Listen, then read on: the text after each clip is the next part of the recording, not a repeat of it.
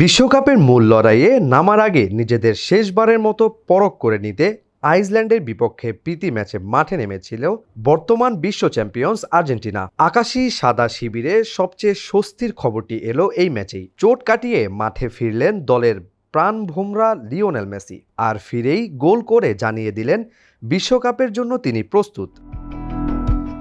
আলাবামায় অনুষ্ঠিত ম্যাচে শুরুতে বেঞ্চে ছিলেন মেসি। ম্যাচের ৬৯ মিনিটে ৪ সেকেন্ড জুলিয়ানো সিমিওনের বদলি হিসেবে মাঠে নামেন আর্জেন্টাইন অধিনায়ক। মাঠে নামার পর নিজের ছাপ রাখতে সময় নিয়েছেন মাত্র ৫৩ সেকেন্ড। মেসির দারুণ এক পাশে আক্রমণে ওঠেন লাউতারো মার্টিনেজ। শট নিতে গিয়ে আইসল্যান্ডের গোলরক্ষকের ফাউলের শিকার হন তিনি। পেনাল্টির বাঁশি বাজান রেফারি। এরপর স্পটকিক থেকে কোনো ভুল করলেন না মেসি। জোরালো শটে বল জালে পাঠিয়ে আর্জেন্টিনাকে ২-০ ব্যবধানে এগিয়ে দেন তিনি। এই গোলের মাধ্যমে জাতীয় দলের হয়ে নিজের গোল সংখ্যা বাড়িয়ে ১১৭তে নিয়েছেন মেসি। একই সঙ্গে গড়েছেন নতুন এক রেকর্ডও।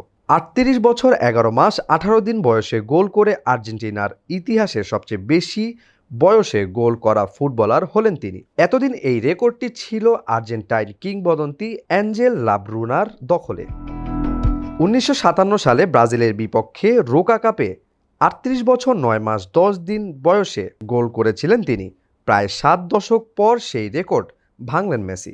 এছাড়া ২০২২ সালের কাতার বিশ্বকাপেই পেনাল্টি থেকে ৪টি গোল করে যৌথভাবে বিশ্বকাপে পেনাল্টি থেকে সর্বোচ্চ গোলের রেকর্ড নিজে করে রেখেছিলেন মেসি। তবে আসন্ন ২০২৬ বিশ্বকাপে পেনাল্টি থেকে আরেকটি মাত্র গোল করলেই ফুটবল ইতিহাসের সব রেকর্ড ভেঙে তা এককভাবে নিজের করে নেওয়ার এক সুবর্ণ সুযোগ রয়েছে মেসির সামনে।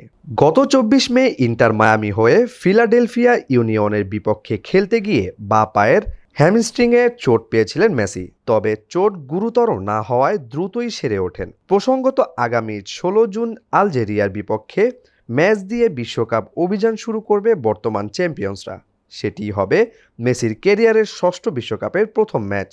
ইউএফটি ফার্স্টের সাথে ট্রেড করুন যে কোনো জায়গা থেকে। ক্যাম্পাসে ক্লাসের ফাঁকে, ঢাকার জ্যামে বসে কিংবা ঘরে বসে। ট্রেডিং এখন হাতের মুঠোয়। তাই ট্রেড করুন যখন খুশি, যেখানে খুশি।